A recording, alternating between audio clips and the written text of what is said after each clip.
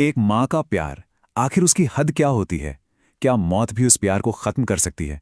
आज हम एक ऐसी ही कहानी सुनेंगे, गर्भवती। एक माँ की आत्मा की वो कहानी जो आज भी लोगों को कंपा देती है। ये सवाल ये सवाल आज भी बेलपुर गांव की हवाओं में तैरता है। जानते हैं, दिन में तो ये गांव बिल्कुल आम सा लगता है, पर जैसे ही रात होती है ना, यहाँ की खामोशी में एक अनजाना सा डर घुल जाता है। तो चलिए आज इस रहस्य से पर्दा उठाते हैं। इस पूरी कहानी की शुरुआत होती है अंजलि से, एक ऐसी औरत जिसे उसके अपने ही घर में अपनी ही सांसों का बोझ ढोने पर मजबूर कर दिया गया था। देखिए, अंजलि की शादी को 8 साल हो चुके थे और ये 8 साल उसके लिए किसी नरक से कम नहीं थे। ताने, मारपीट, बेइज्जती और इन सब के बाद उसे एक नाम दे दिया गया था, बांझ। बस यही उसकी पहचान बनकर रह गई थी। ये सिर्फ कुछ शब्द नहीं थे, ये अंजलि की रोज की हकीकत थी। उसे उस घर की बहू नहीं बल्कि एक सामान समझा जाता था। हर बात पर, हर मौके पर उसे दहेज के लिए जलील किया जाता था।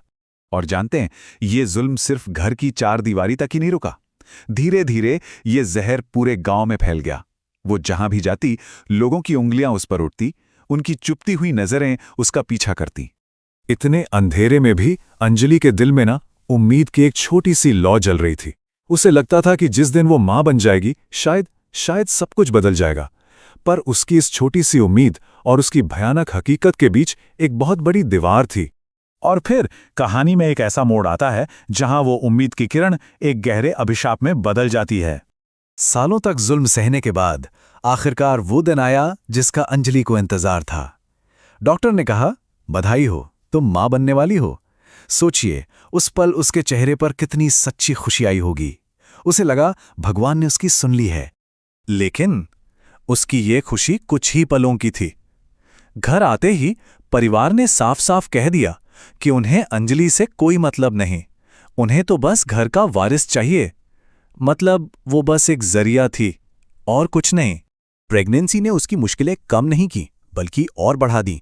उससे सुबह से लेकर रात तक घर का सारा काम करवाया जाता। खाने को बासी रोटियां मिलती, कभी कभी तो बस पानी पीकर सोना पड़ता। उसका शरीर दिन ब दिन कमजोर होता जा रहा था।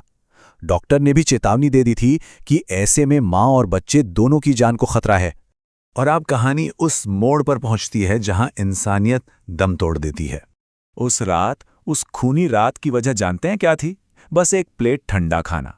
इसी बात पर बहस शुरू हुई और बात इतनी बढ़ गई जिसकी किसी ने कल्पना भी नहीं की थी। तभी उसका पति रघुवीर, जो नशे में धुत था, आगे बढ़ा। एक थप्पड़, फिर दूसरा, फिर लातें।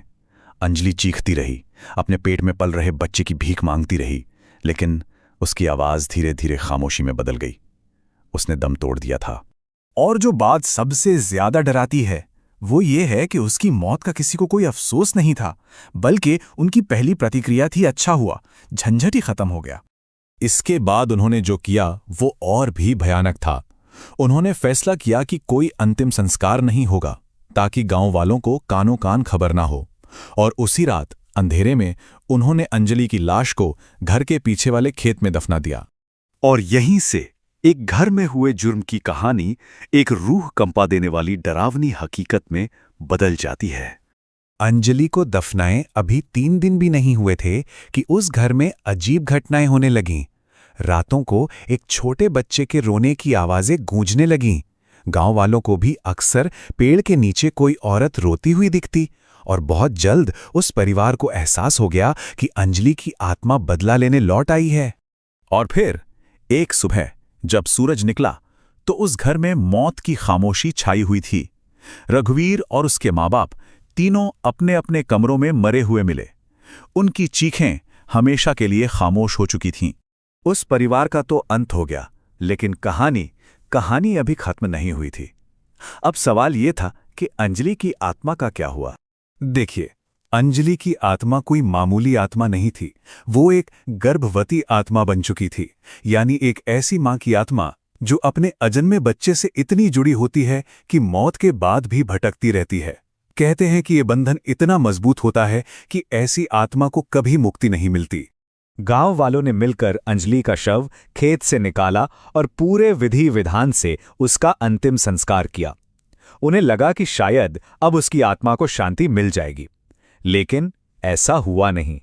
लोग कहते हैं कि उसकी आत्मा ने वो गांव कभी नहीं छोड़ा। कहते हैं आज भी बेलपुर गांव के उन खेतों में जब आधी रात को सर्द हवा चलती है तो एक परछाई दिखती है, एक ऐसी माँ की परछाई जिसकी गोद सूनी है और जिसके लबों पर बस एक ही सवाल है, मेरा बच्चा कहाँ है।